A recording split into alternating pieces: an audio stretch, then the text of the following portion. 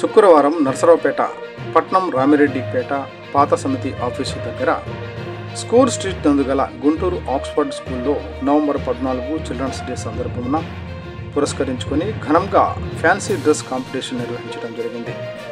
ఈ కార్యక్రమంలో విద్యార్థులు ఉత్సాహంగా పాల్గొని వారు ఎంచుకున్న పాత్రలో ప్రతిభ కనబరిచి ఉపాధ్యాయులు తోటి విద్యార్థుల నడుమ ఆనందభరితంగా జరిగింది. ఈ కార్యక్రమానికి సహకరించిన స్కూల్ ప్రిన్సిపల్ షేక్ నాగూరా, సీనియర్ ఉపాధ్యాయులు అరుణ, సౌందర్య, కళ్యాణి, కుసుమ మరియు స్కూల్ సిబ్బందికి విద్యార్థులు కృతజ్ఞతలు తెలియజేశారు.